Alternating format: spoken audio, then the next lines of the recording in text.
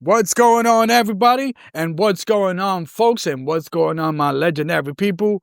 My name is David, and I'm your host of this legendary podcast, the D-constructing Topic podcast. And we got a good one. We got a one that I got a van. We got a sports one. We got a one that I'm going to break every goddamn window there is. No, let me stop playing. Because you know what? We got a Notre Dame Fighting Irish episode. Dun, dun, dun, dun, dun, dun, dun, dun, dun, dun, dun, dun, dun, dun. Woo, let's get it. And you know what? As a Notre Dame Fighting Irish fan, over this past weekend is one of the more disappointing weekends that I've ever encountered in a while as a Fighting Irish fan for, let's say, 1989, if I'm not mistaken, a long time ago. Woo. Puerto Rican kid from the island of Puerto Rico coming to the U.S. from the Bronx, raised in the Bronx, all that good stuff. Grew up a Notre Dame Fighting Irish fan, and if you are listening to this, you'll be disappointed. You done heard everything from every news media outlet, independent, every football analyst, every of all. And you already know, real quick, just to make a long story short, the 2025 Notre Dame Fighting Irish, who finished, 11-2, whatever it is, are not going to the college football playoff, and not because of whatever, but the fact that the powers that be decided that, you know what, you lost to the University of Miami, the U, and whatever it is, and there's other teams out there, and whatever it is. Another disappointing one at best, and I'm just going to give you, excuse me, I'm a little bit, a little hype, as you can see. And I'm drinking, I just came from the gym because I needed to kind of release a little bit of that stress. Once again, I've been watching Notre Dame fighting football for quite a long time. Quite a long time, as you can see. Over 40 years, whatever the case might be. Or close to 40 years. And I goddamn love my Fighting Irish football. I visited that college. It was a dream come true for me. And please hit that like, subscribe, and all that good stuff. Because again, a Puerto Rican kid born in a little island of Puerto Rico, even though it's a little island, it's a little small country island. It is my opinion. Hey, listen, you want to fight? Let's fight. Because I'm a Fighting Irish and I'm a fighting Puerto Rican. But in that beautiful place, in that beautiful island, I've been traveling a little bit extra, and I saw a couple of games with my Notre Dame Fighting Irish this year in 2025. Were playing their best football that I've seen in a long time. And once again, the powers that be in the NCAA, college football, whatever it is, decided, you know what, Notre Dame, not worthy. They lost to the University of Miami. Miami's going to the college football. Maybe that was the tiebreaker. Now, I'm one to say this.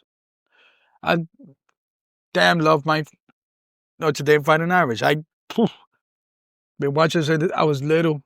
When I had no cable on NBC, when they play those Saturday games over there at Notre Dame Stadium, South Bend, Indiana, where I made myself, and I definitely got to go again, where I made myself a nice little trip watching the movie, inspired by the movie Rudy. But those who are there, who are listening, who are Fighting Irish, who are upset, and rightfully so, not the first time, where Notre Dame, in a sense, get a little bit screwed, and sometimes I'm one to say, hey, I'm not going to be naive. But I want to say how Notre Dame, sometimes I have screwed themselves. Hey, listen, and I get it. Being running independent, not part of these other major conferences, you do your schedule, you work with whatever school, you do a little, in the beginning, you ramp up a little bit tough schedule here with Miami, then Texas A&M, two teams who are in the college football. And it kind of reminds me so much, or I think this is more disappointing. In 1993, the Notre Dame Fighting Irish was undefeated. 10-0, 11-0 after defeating Florida State University. And all we needed is one win in our home stadium versus the rival, the other Roman Catholic school, in which I think they call it the Holy War. You know what I mean? Boston College. And I remember that game when we lost 41-39, if I'm not mistaken, a field goal by Boston College. Boston College, they looked like they could have just scored in the beginning, and we got a little hot late. But 1993, that game, in which we just finished beating Florida State the week before. Atlanta's at number 1. And because we lost that last game of the season, we got screwed over. And the powers that be decided to put Florida State. And guess what? Florida State won the national championship. And just because that one game we lost. Now, I say this to you, for those who remember in that game, that was when they did that Rudy movie halftime where they did some football clips. So that might have thrown us off. You know what I mean? If you ever see the movie Rudy, based on the football player whose size was a bit small, but his heart was big. Back in the 70s, if you're interested in the Notre Dame folklore kind of thing going on there, you already know there's a lot of great stories behind Notre Dame football. And me growing up, hearing these stories, and me growing up with the Rick Myers of the world, the Jerome Bettis of the world, Len Dawson. Is it Len Dawson? It's the tight end. Dawson. Reggie Brooks. Brian Young. I mean, the list goes on and on and on and on. Rocky Ishmael, remember that game against Colorado 10-9? They call us back again. But that game in 1993, where we lost to Boston College. That was the name Tom Coughlin, who in the future coached my New York Giants and won 2 Super Bowls.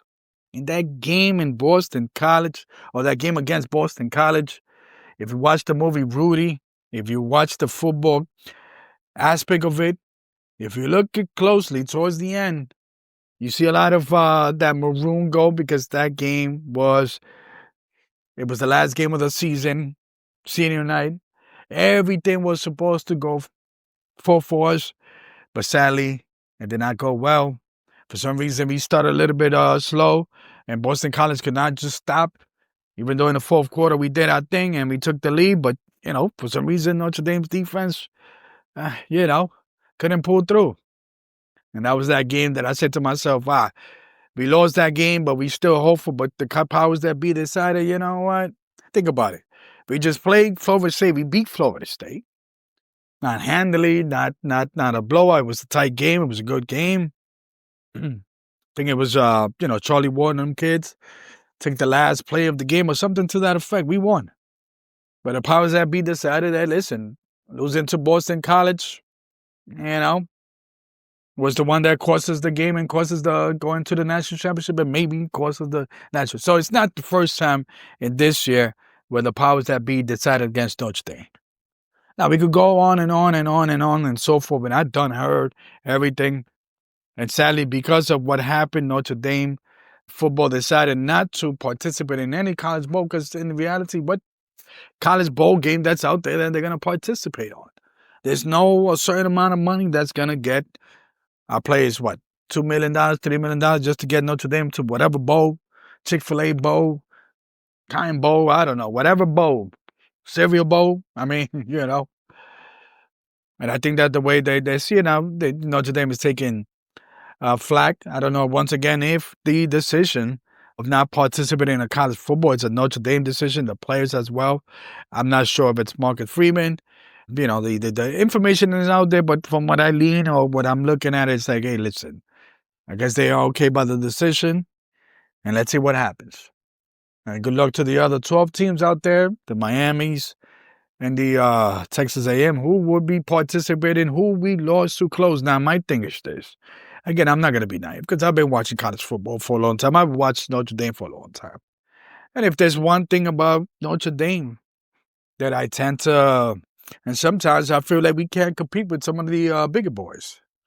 And if you look at the landscape of college football and the history of college football, if you look at Notre Dame, if you look at Army, private institutions that had the college football was a different landscape. If you look at Notre Dame's national championship, at one point they had the most.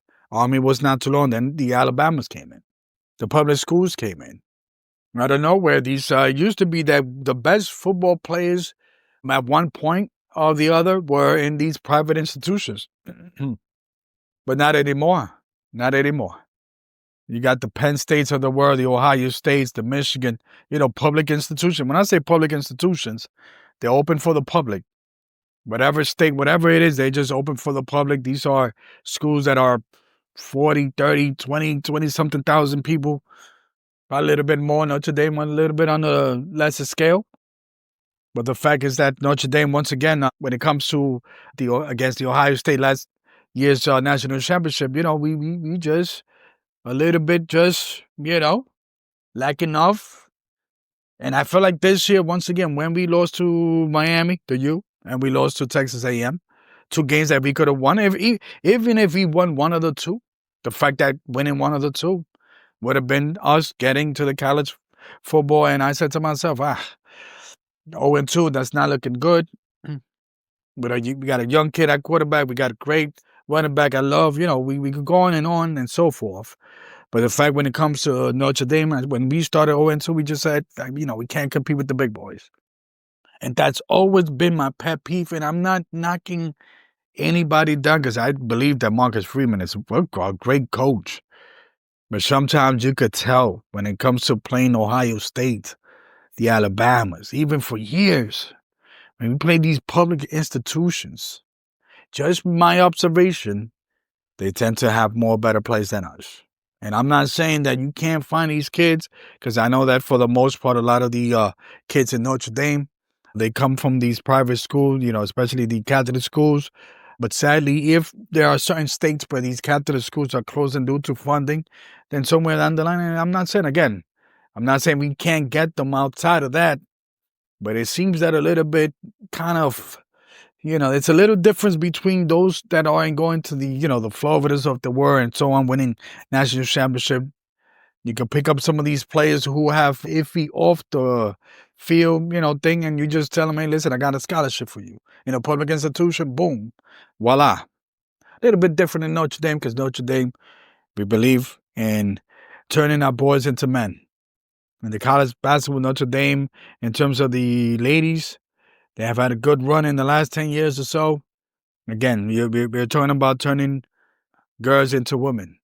And Notre Dame has been that institution. We have a lot of great players in the NFL. I was watching the Vikings game, Harrison Smith. I got to see him when I went over there to Notre Dame, seeing the night. Possible future Hall of Famer, possible. He's out there. Been playing for the Vikings forever. You know what I mean? He made an interception once again, a great Notre Dame. I see Riley Leonard, who came in the game for Daniel Jones, who got hurt. ACL done. Leonard, Leonard became Leonard, but he got hurt again.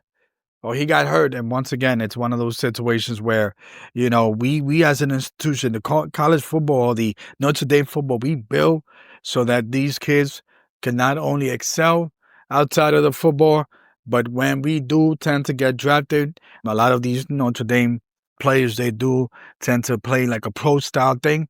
So it's once again, it's I'm probably gonna say that perhaps I could be mad at and I could be upset, and I'm definitely a little bit disappointed at the college football. But what to expect? That's what college football is. That's why they have these things. And I'm not gonna say college football in itself, but Division I, Division II, and Division III, they got it down pat with the playoff system. Division I now, they got the 12. I'm pretty sure they're gonna do a 16 and then call it a wrap. It's like, are you not happy now? But the fact is the fact that this year, for me, especially after 0-2 start, Notre Dame playing against Arkansas. I mean, Notre Dame, I have not seen a Notre Dame football play like this in a long time. When we played the U, it looked at that, the heat, the fact that we had a young college quarterback, as you already know. For the most part, many times when it comes to college football, when you win with that person behind the center, that quarterback.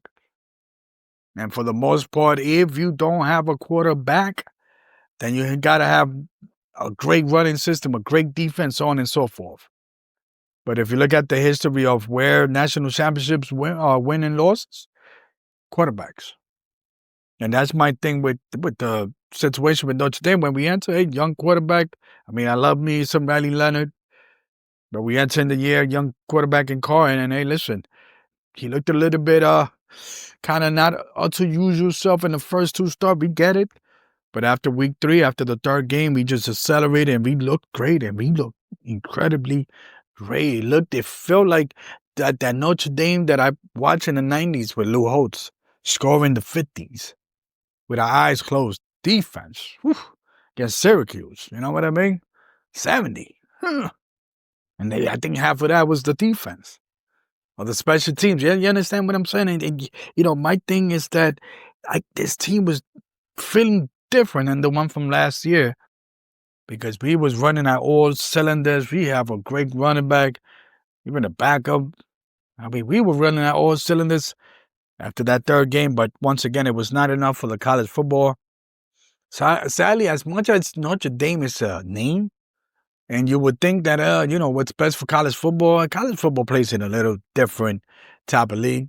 And it's not this first time. I think that, years ago, I was watching, someone did like the top 10 college football teams that never won a national championship, something like that. And, in the mid-90s, Penn State undefeated.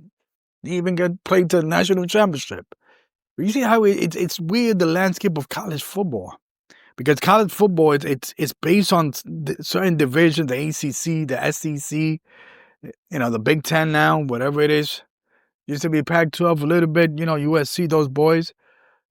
Big 12, but the Big 12 is a little bit different. It's like a how can I say? I'm not going to say a cartel. But it's different cartels, and depending on where the win and the money's at, it doesn't matter sometimes who you are.